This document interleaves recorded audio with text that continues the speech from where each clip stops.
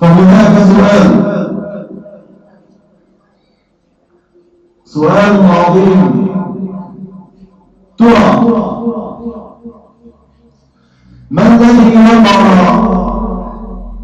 في قلوب الأنبياء والمرسلين فجعلهم يهبون أجسادهم ويتركون أوطانهم ويقدمون دماءهم رخيصة؟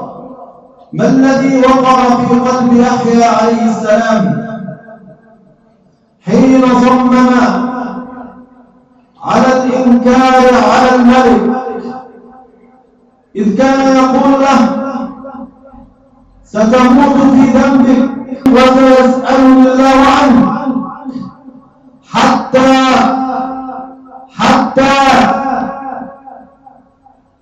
قطع رقبته وقتله وقدم رأسه لبغي مهما بغي. ما الذي وقع في قلب أبيه حين سئل أين كنت حين أخذ يحيى ليقتل؟ قال لقد كنت أصلي وكان يصلي بجانبي فجاءوا وأخذوه ليقتلوه. قالوا ماذا فعلت؟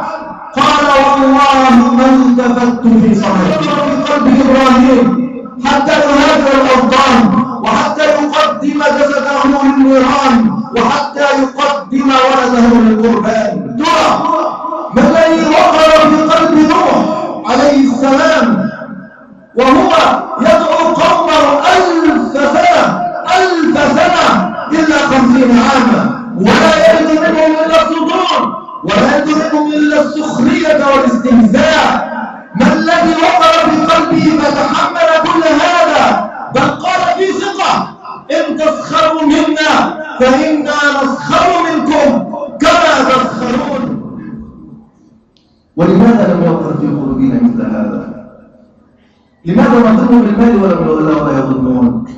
لماذا لا نصبر على هؤلاء وصبروا قد صبروا؟ لماذا لا نجاهد وهم جاهدوا؟ ما الفرق بين قلوبنا وقلوبهم؟ ما الذي ولد في قلوبهم ولم يولد في قلوبنا؟ ما الحقيقة التي خلقت في قلوبهم ولم تؤلف في قلوبهم؟ رجلا دقيقا، أي علمتهم في مدرسة النظام، علمهم في مدرسة النظام الفقه وتعلمنا العقيدة وأخذنا 30 عاما ندرس الفقه و30 عاما ندرس العقيدة النظرية، نحفظ العقيدة 30 عاما. غزلت له وفدا دقيقا فلما لم أجد لغردي مزاجا ما مزاج الغد الذي غزلناه خلال 30 عاما.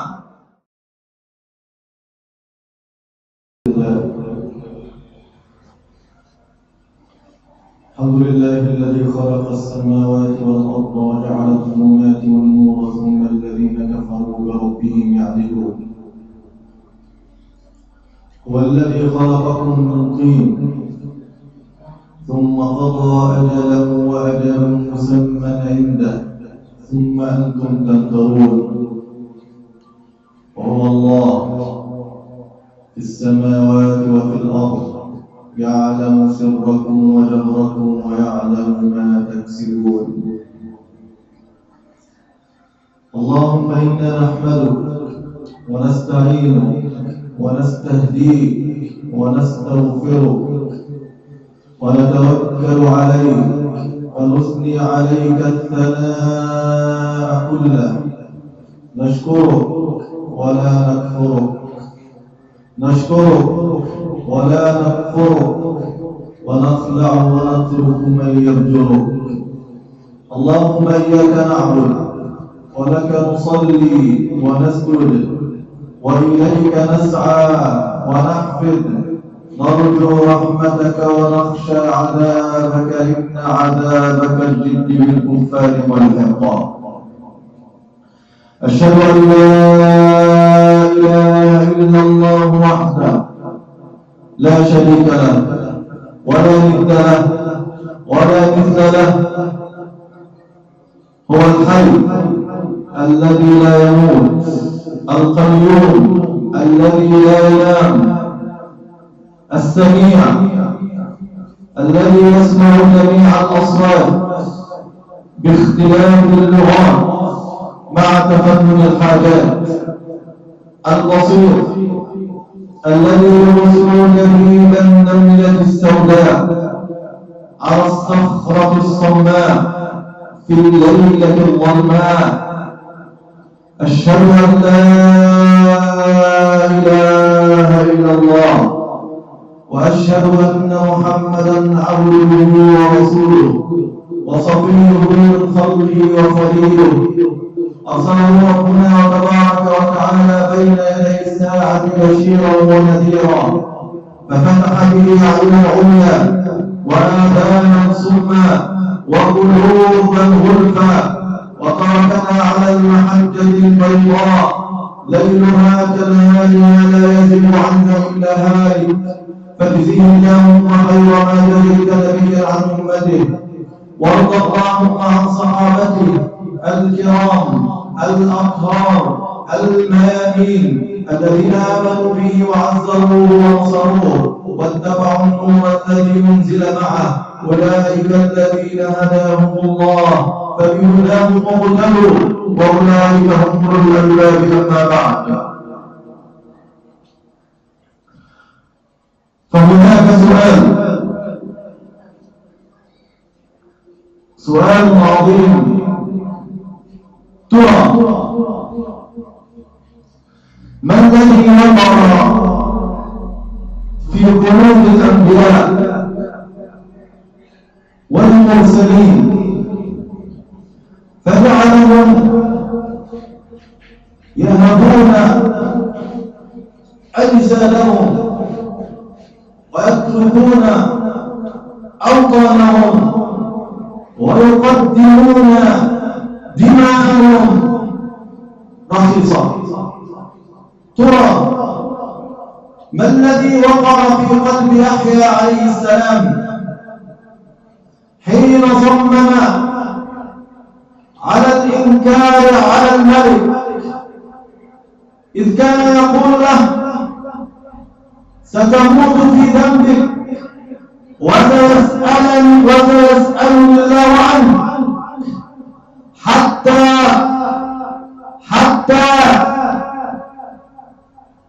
قطع رقبته وقتله وقدم رأسه لبنيه مهما النبي. ترى ما الذي وقع في قلب أبيه حين سئل: أين كنت حين أخذ يحيى ليقتل؟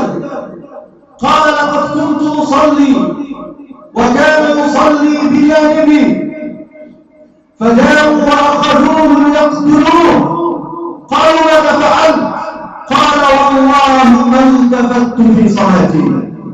ما الذي وقع في قلب هذا النبي حتى يؤخذ ابنه من بين يديه وهو يصلي فلا يلتفت في صلاته؟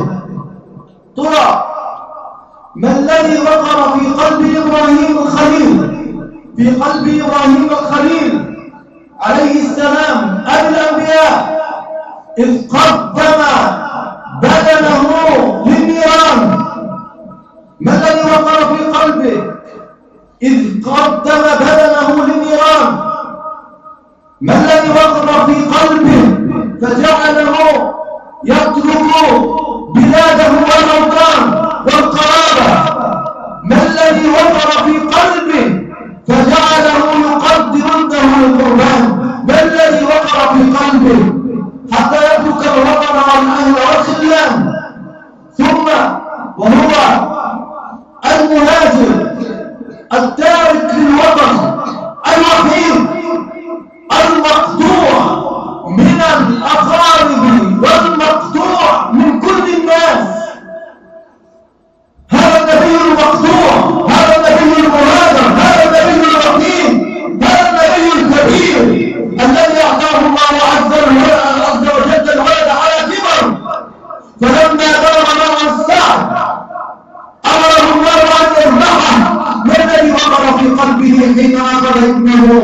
وبله للجبين حتى يذبحه. ما الذي وقع في قلب إبراهيم حتى يهاجر الأوطان وحتى يقدم جسده للنيران وحتى يقدم ولده للقربان؟ ترى ما الذي وقع في قلب نوح عليه السلام وهو يدعو قومه 1000 سنة إلا 50 عاما، ولا يجد منهم إلا الصدور، ولا يجد منهم إلا السخرية والاستهزاء؟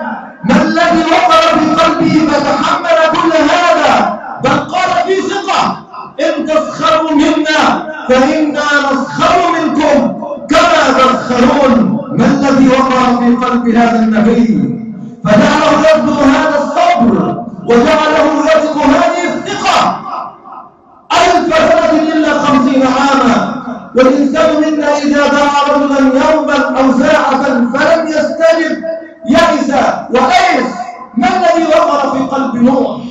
ما الذي وقع في قلب هود عليه السلام إذ قال له قومه: وما نحن بتاركي آلهتنا عن قولك وما نحن لك بمؤمنين إذ نقول إلا اعتراك بعض آلهتنا بسوء ما الذي وقع في قلبي ويقف أمام الناس جميعا؟ إذ قال ابن القيم رحمه الله إن قوم هود قالوا له: وما جئتنا ببينة؟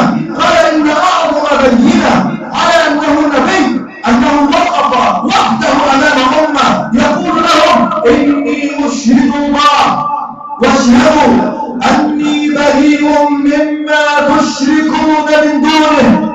انظر ما الذي وقع في قلبه وهو يقف هذا الموقف فيقول: فكيدوني جميعا ولا تنظرون، لا تؤخرون. ما الذي وقع في قلبي فرزق هذه الثقة فقال: فكيدوني جميعا ثم لا تنظرون، إني توكلت على الله ربي وربكم ما من دابة إلا هو آخذ بناصيتها إن ربي على صراط مستقيم.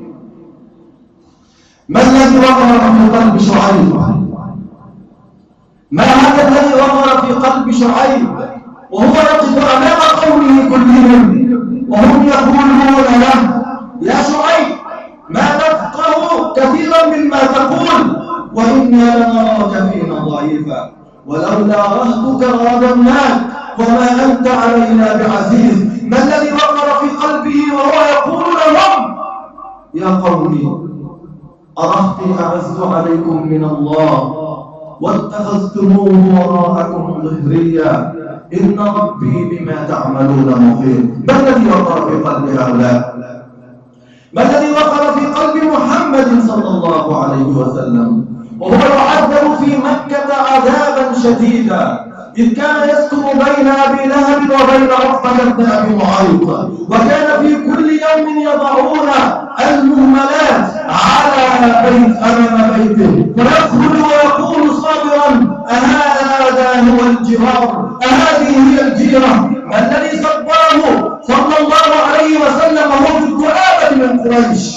لو شاء لاستراح وهو في الذئابة من قريش وهو في قمة من قمة قريش أعظم قبائل العرب وبني هاشم أعظم عائلات قريش. ما الذي صبره على كل هذا وهم يضعون سر الجزور على رأسه وهو سالم؟ فتأتي فاطمة باكية تزيل روس بعير على رأسه فيقول: لا بأس على أبيك يا فاطمة. ما الذي هذا؟ ما الذي جعل قلبه يتحمل كل هذا؟ ما الذي جعل قلبه يتحمل أن يخرج وهو في الذئابة من قريش، يخرج من مكة حتى يدعو في الثقيف فيمر على كل الناس فيرفضوه رفضا شديدا وهو يستطيع أن يكون جالسا مكرما في بيته، ولكنه شيء ما وقع في قلبه جعله لا يهدأ ولا يستكين حتى قام من قريش إلى ثقيف. ما الذي جعله يصبر على السفهاء يقف على جنبي الطريق يقذفونه بالحجارة وهو في ثيابة من قريش حتى أدبوا قدمه الشريف. ما هذا الذي وقع في قلبه صلى الله عليه وسلم؟ وما هذا الذي وقع في قلب سحرة فرعون؟ ما الحقيقة والحق الذي وقع في قلب سحرة فرعون؟ فانقلبوا في لحظات. ما هذا النور الذي قذف في قلوبهم في لحظة فانقلبوا من أولياء فرعون يطلبون عندهم القرب والزلفى والمال إلى أناس آخرين. ما هذا الإكسير الذي قلبهم من ناس يريدون الحياة الدنيا ويريدون التقرب من فرعون إلى أناس يواجهون فرعون ويقولون له لن نؤثرك على ما جاءنا من البينات والذي فطرنا، يعني لن نؤثرك على الذي جاءنا من البينات وعلى الله عز وجل. كيف وقفوا أمام فرعون الطاغية الذي قال لهم إنه لكبيركم الذي علمكم السحر فلأقطعن أيديكم وأرجلكم من خلاف ولأصلبنكم في جذوع النخل. وربما ونحن جالسون هنا لا نشعر بهذا التهديد والوعيد، ربما نحن جالسون في المسجد وعلى هذه السلالم لا نشعر بهذا الوعيد من رجلين قال أنا ربكم الأعلى. ربما لا تشعر قلوبنا بالخوف والرعدة حين يهددك رجل ذو بأس شديد وذو قوة يستطيع أن ينفذ قوته، فكيف حال ما الذي جرى في قلوبهم في لحظة فحولهم فقالوا لن نؤثرك على ما جاءنا من البينات والذي فطرنا فاقض ما أنت قاض إنما تقضي هذه الحياة الدنيا إنا آمنا بربنا ليغفر لنا خطايانا ثم واجهوه بالحسرة وما أدركتنا عليه من السحر والله خير وأبقى. ما هذه الحقيقة الكبيرة الكبرى التي قذفت في هذه القلوب فحولتها؟ ما هذه الحقيقة؟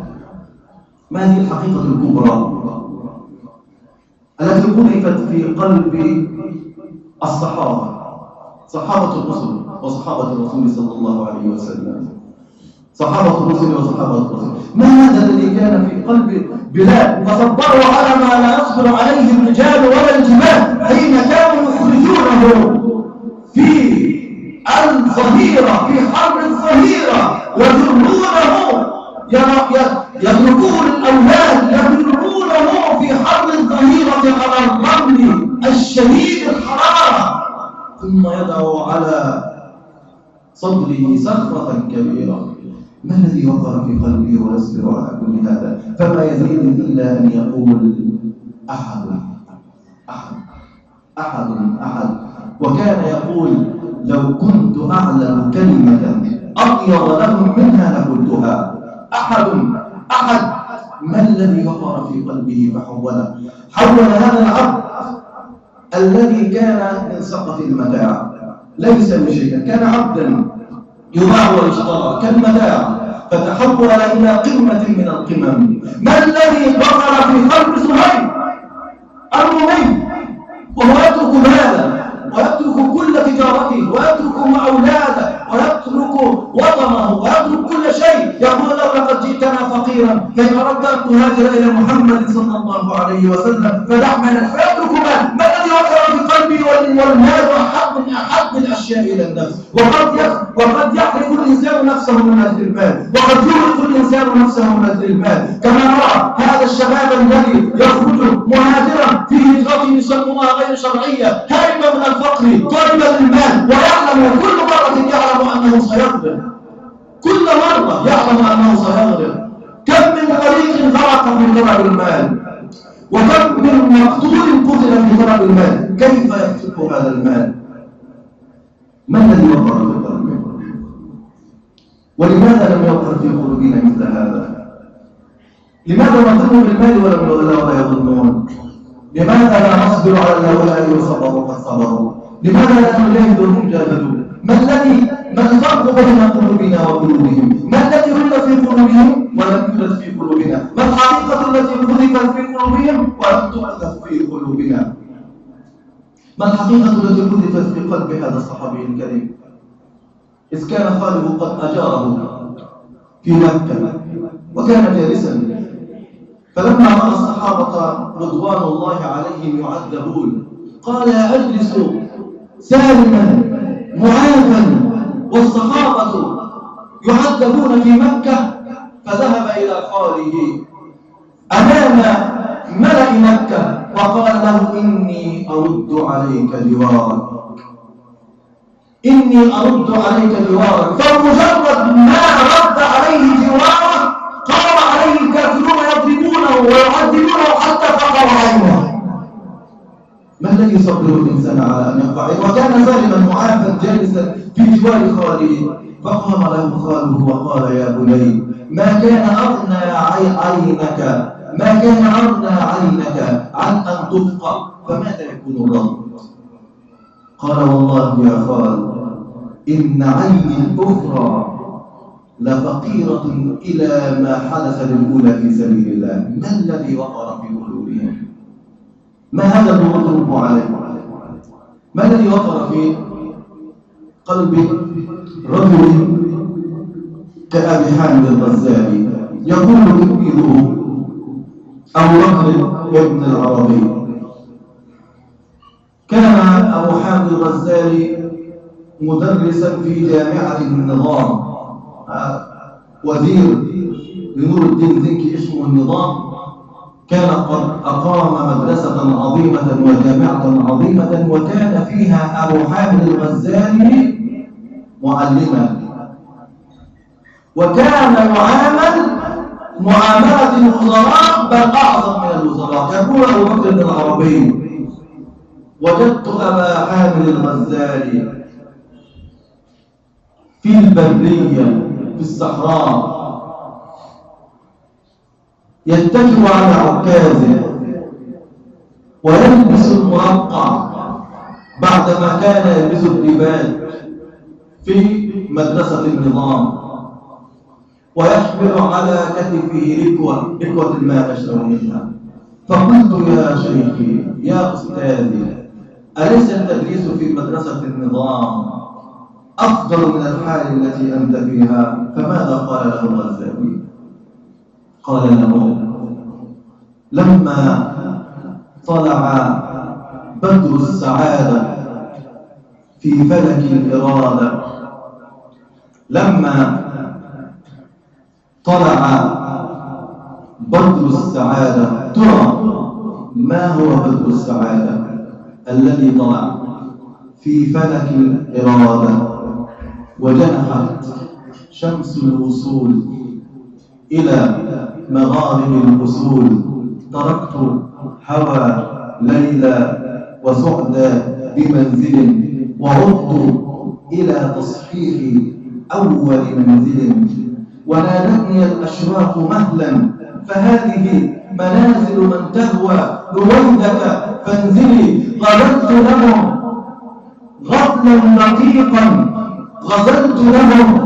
غزلا دقيقا فلما رأيت غزلي لا مساج له كسرت منزلي. أقول قولي هذا وأستغفر الله لي ولكم.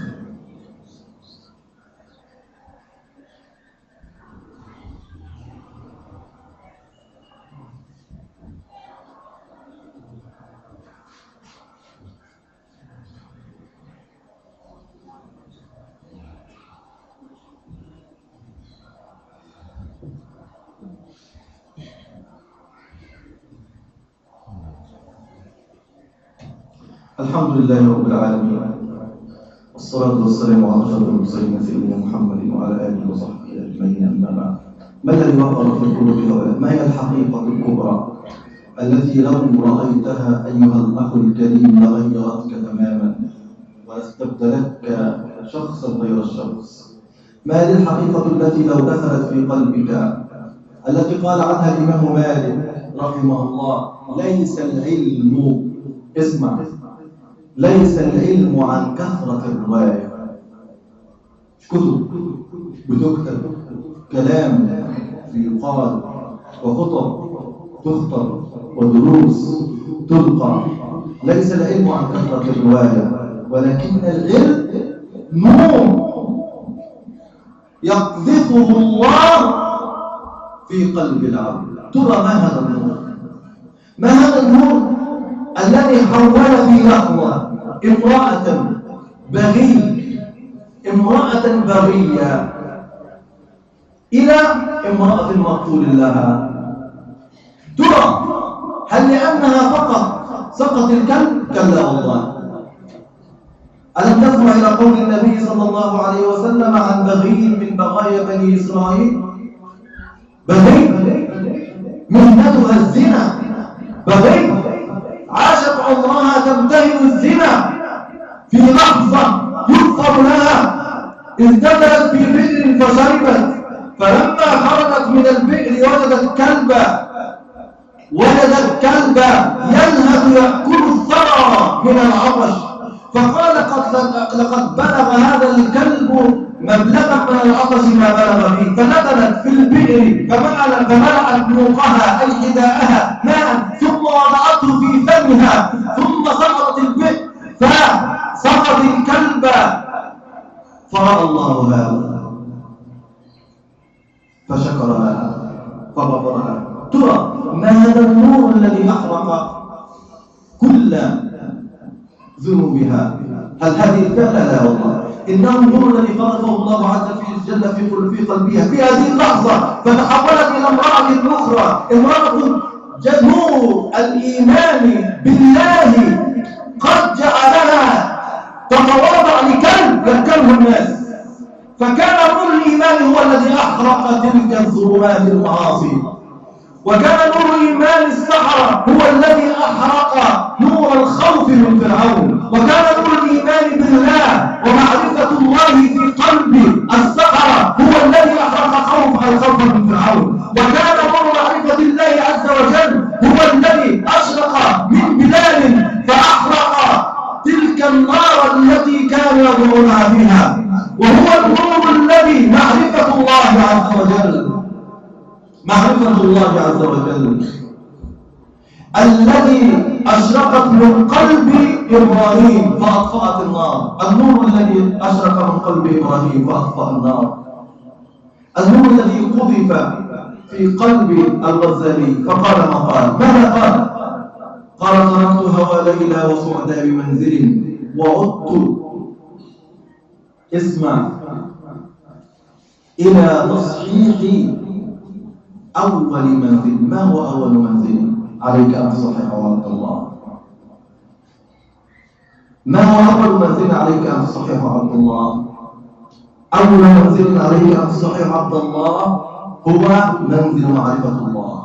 أول منزل في قلبك هو أن تخرج السوى من الله من قلبك، سوى الله من قلبك، ألا يكون في قلبك إلا الله، وهذا ليس بالأمر السهل، وهذا ليس بالأمر السهل، ألا تجعل في قلبك إلا الله. تركت هوى ليلى وصعدا بمنزل وعدت إلى تصحيح أول منزل. نريد أيها المسلمون في هذه اللحظات الفارقة بعد أن ظهرت الفتن وظهرت الحقائق، ظهر الذين كانوا للناس كأنهم شموس وقد سقطوا، ظهر الذين كانوا كثيرا ما يتكلمون وكنا نستمعهم، ظهر الذين كانوا يعظوننا فإذا بهم يحتاجون إلى الموعظة، ظهر الذين كذبوا كثيرا ونشروا كثيرا وقالوا كثيرا وتحدثوا كثيرا وخطبوا كثيرا وكذبوا كثيرا، فإذا بكل هذا العلم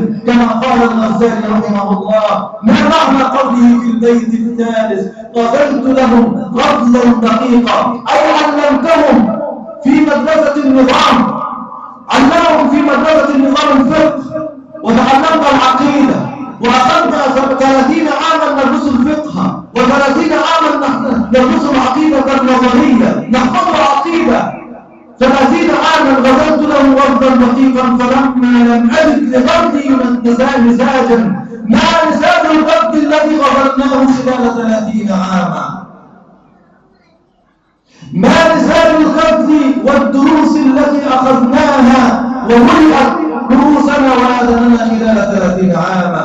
غزلت لهم غزلا دقيقا علمتهم علوما دقيقة فلما لم أجد لغزلي نساجا فلما لم أجد لغزله نتيجة. المطلوب هو النتيجة، المطلوب من العلم هو التقوى، المطلوب من العلم هو العمل، المطلوب من العلم هو التطبيق، المطلوب من العلم أنه إذا جاءت فتنة لم نسقط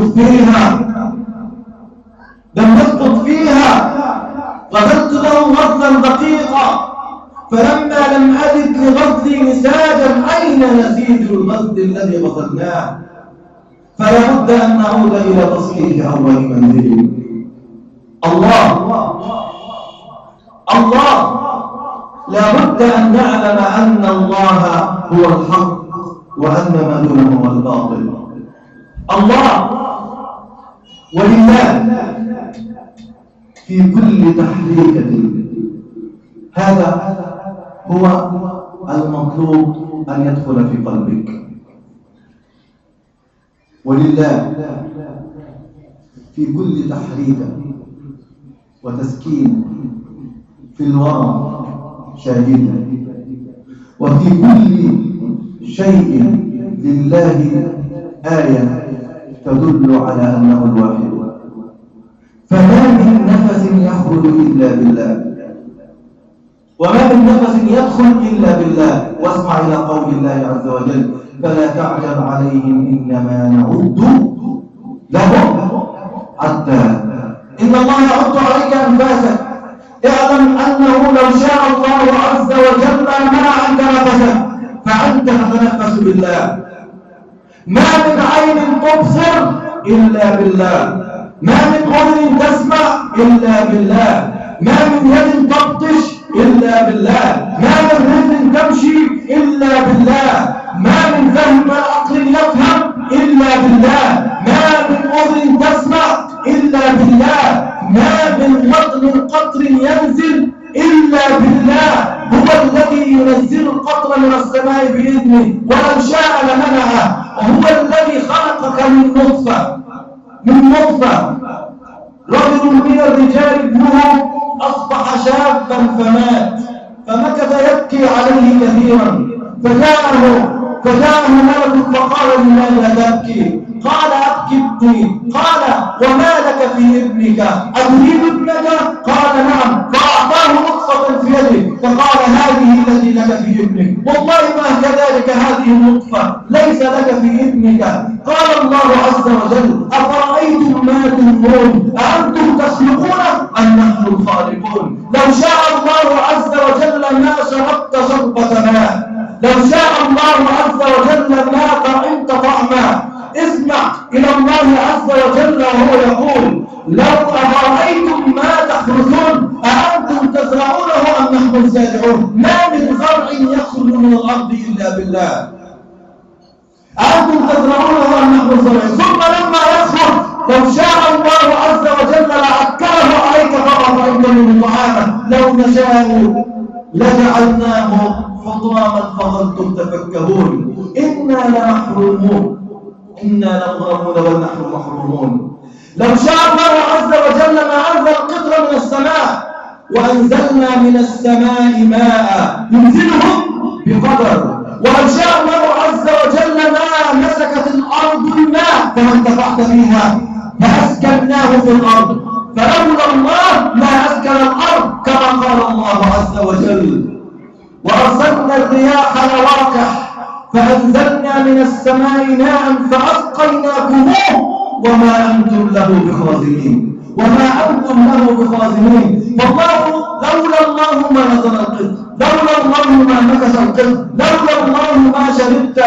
وقال الله عز وجل: وأنزلنا من السماء ماء بقدر فأسكناه في الأرض وإنا على ذهاب به لقادرون.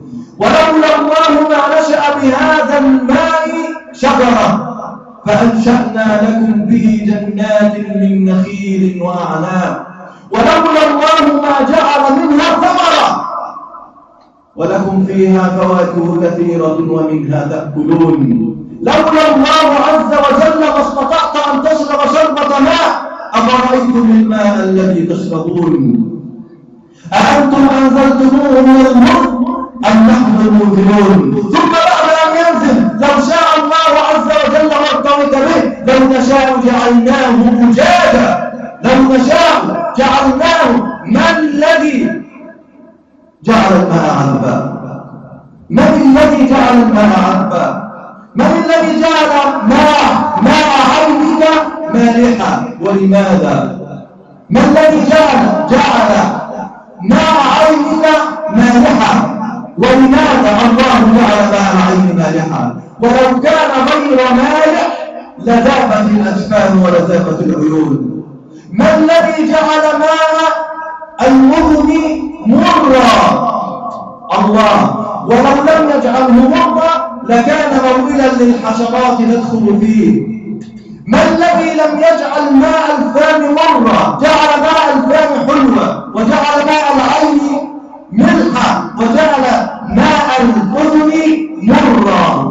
سبحان الله. من الذي فعل هذا؟ لو شاء الله عز وجل لجعل الماء أجاجا، أو لو شاء الله عز وجل لجعل الماء حلوة ثم جعل ماء فمك مرا فما استطعت أن تستطعم بشيء. أفرأيتم الماء الذي تشربون أأنتم أنزلتموه من المزن أم نحن المنزلون؟ لو نشاء جعلناه أجاجا فلولا تشكرون. هذه هي التربية التي ربى عليها رسول الله صلى الله عليه وسلم الصحابة. فولدوا الله بأفعاله وصفاته في كل شيء، وجدوا الله بأفعاله وصفاته في كل شيء، فخافوا الله واستقاموا على الطريق ولم يخافوا أحدا إلا الله. علموا أنه ما شاء الله كان وما لم يشأ لم يكن. ما شاء الله كان وما لم يشأ لم يكن. لو شاء الله عز وجل لأقعدك في مكانك ما أقامك، ولو شاء الله عز وجل لأقام المقعدين. كان وليا من أولياء الله عز وجل قد أصيب بالشلل فدعا ربه أن يعافيه من الشلل حتى يتوضأ. فكان إذا جاء وقت الصلاة فك الله الشلل، ذهب فتوضأ ثم رجع فشلل. من الذي فعل هذا؟ الله. هذه بداية حتى نعلم الله عز وجل قد عرفنا بنفسه في كتابه، ولكن ترى كل ما وقع في قلوب الأنبياء والرسل والشهداء والأولياء والصديقين هل هي معرفة بالله؟ كلا والله. إن كل هذه المعرفة لا تساوي معرفة الله إلا كما تدخل المخيط في البحر ثم تخرجه لا يحيطون به علما. إنما عرفك الله نفسه بما تستطيع نفسك. أنت لا تستطيع أن تعرف الله حق المعرفة. إن لو عرفت الله حق المعرفة لتفطر قلبك ولتاه عقلك. قال النبي صلى الله عليه وسلم لو تعلمون ما أعلم لضحكتم قليلا ولبكيتم كثيرا وما تلذذتم بالنساء على الفرش ولقربتم إلى الصعدات تجأرون. لو كان أحدنا يعلم علم رسول الله ما استطاع، ما حلت له دنيا وما حلت له نساء. لو علم الرسول فقط، فما بالك بما أن علم الرسول وعلم الرسل وعلم الأنبياء لا يصلون إلى العلم بالله شيء. اسمع فقط إلى أعظم آية في القرآن. ما أعظم آية في القرآن؟ آية الكرسي. اسمع إلى قول الله عز وجل عن الكرسي حتى تعلم مقدار علمك بالله. قال الله وسع كرسيه السماوات والأرض كرسي فقط وسع السماوات والأرض. أتدري ما الكرسي؟ أتدري ما الكرسي؟ الكرسي هو موضع، بعض الناس يظنون أن الكرسي هو العرش، كلا، الكرسي هو موضع قدم الرحمن في العرش. الكرسي الذي وسع السماوات والأرض هو موضع قدم الرحمن في العرش. وما الكرسي إلى العرش إلا كحلقة ألقيتها في فلاة. وما الكرسي الذي وسع السماوات والأرض الذي هو موضع قدم الرحمن، ما الكرسي هذا إلا كحلقة في فلاة ألقيتها في فلاة بالنسبة للعرش. والعرش فوق الماء، والعرش فوق الماء، والله فوق العرش أحاط بكل شيء علما. هو الأول فلا شيء قبله، شيء تاهت في معرفته عقول العارفين. هو الأول لا شيء قبله، هو الآخر لا شيء بعده، هو الظاهر فوق كل شيء ومحيط بكل شيء، فوق كل شيء ومحيط بكل شيء. وباطن مع أنه في العرش سماء، ثم 500 عام، ثم سماء، ثم 500 عام، ثم سماء، ثم 500 عام، 7 سماوات، بين كل سماء والأخرى 500 عام، ثم ماء، ثم العرش. والكرسي في العرش محيط بالسماوات والأرض، وسع السماوات والأرض ولا يؤوده حفظهما وهو العلي العظيم. هذه مخلوقات من مخلوقات الله. الكرسي الذي وسع السماوات والأرض مخلوق من مخلوقات الله. والعرش الذي هو بالنسبة للكرسي بالنسبة إليه كحلقة الأقدام فلا مخلوق من مخلوقات الله. والعرش والكرسي والسماوات السبع وما فيهن، العرش محمول بالله لا يحمل الله. العرش محمول بالله. السماوات 7 سماوات، في كل سماء ملائكة. أطت السماء، يقول النبي صلى الله عليه وسلم وحق لها أن ترد. ما من موضع قدم تصور خلق الله، ما من موضع قدم إلا فيها ملك سائل أو راكع. الله يحمل كل هذا. ما قدر الله حق تصور. الكون كله، السماوات السبع والأراضين السبع ومن فيهن كلهن يقول الله عنهم يوم نطوي السماء كطي السجل للكتب. انظر القدرة. يقول الله عز وجل ما قدر الله حق قدره، والأرض جميعا قبضته يوم القيامة، والسماوات مطويات بيمينه. يا الله، أين أنت أيها العبد الحقير؟ أين الفقراء الذين يجعلون لله ندا؟ ألم يسمعوا إلى قول القائل أنا الفقير إلى رب السماوات، أنا الفقير إلى رب السماوات، أنا المسيكين في كل حالاتي، أنا الظلوم لنفسي وهي ظالمتي، والخير إن جاء من عندياتي، ولا أملك لنفسي جلب منفعة ولا عن النفس دفع المضرات، وليس لي من دونه ولي يدبرني، يدبر الأمر من السماء إلى الأرض، ثم يعرج إليه في يوم كان مقداره يوم عنده مقداره 1000 مما تعدون ذلكم الله ربكم فأنى تؤفكون فالق الإصباح وجعل الليل سكنا من الذي جعل الليل تسكنوا فيه فالق الإصباح وجعل الليل سكنا والشمس والقمر حسبانا ذلك تقدير العزيز العليم فالق الإصباح وجعل الليل سكنا ذلكم الله فأنى تؤفكون قل من ربا لمن الأرض ومن فيها قل سيقولون لله قل أفلا تذكرون كيف تدعون مع الله إلها آخر كيف تسوون بهذا الإله أحدا آخر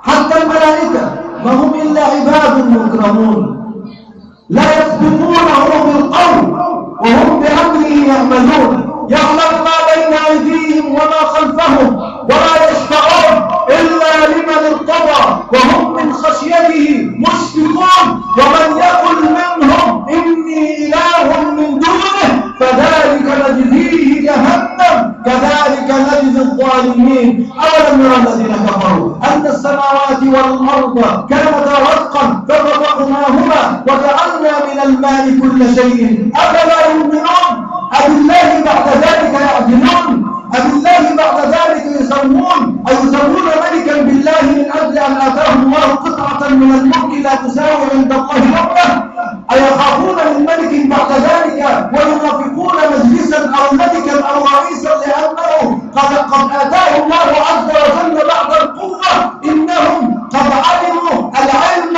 الظاهر ولم يعلموا حقيقة العلم كالعلماء ثلاثة عالم بأمر الله فهؤلاء علماء قد يكونون علماء بأمر الله يعلمون الحرام والحلال يفتون الناس بالحرام والحلال ويكسرون الكلام عالم بأمر الله وعالم بالله وهذا خطير والأكثر منه عالم بأمر الله عالم بالله كيف بعد ذلك يسوون به غيره كيف ينافقون ملكا أو رئيسا يريدون أن يصلوا إليه ولله خزائن السماوات والأرض لمن تسأل ولمن تستغيث من تسأل ومن تستغيث ومن تنافق ومن تخاف وأنت ربك رب السماوات والأرض قل لمن الأرض ومن فيها إن كنتم تعلمون سيقولون لله قل أفلا تذكرون إذا كانت الأرض ومن فيها أيها العلماء أيها الفقهاء أيها الرعاة أيها المسلمون إذا كانت الأرض ومن فيها لله رب العالمين سيقولون لله قل أفلا تذكرون قل من رب السماوات السبع ورب العرش العظيم سيقولون لله قل أفلا تتقون هذا الإله أفلا تتقون هذا الإله سيقولون لله قل أفلا تتقون قل من بيده ملكوت كل شيء وهو يجير ولا يجار عليه إن كنتم تعلمون فيقولون لله قل فأنى تسحرون بل أتيناهم بالحق وإنهم لكاذبون ما اتخذ الله من ولد وما كان معه من إله إذا لذهب كل إله بما خلق ولعلى بعضهم على بعض سبحان الله عما يصفون عالم الغيب والشهادة فتعالى عما يشركون الله سنعلم الله من خلال هذه الخطب إن شاء الله من خلال التاريخ من خلال معرفته في قلوب أوليائه من خلال الآفاق من خلال أنفسكم سنريهم آياتنا في الآفاق وفي أنفسهم حتى يعلموا أنه الحق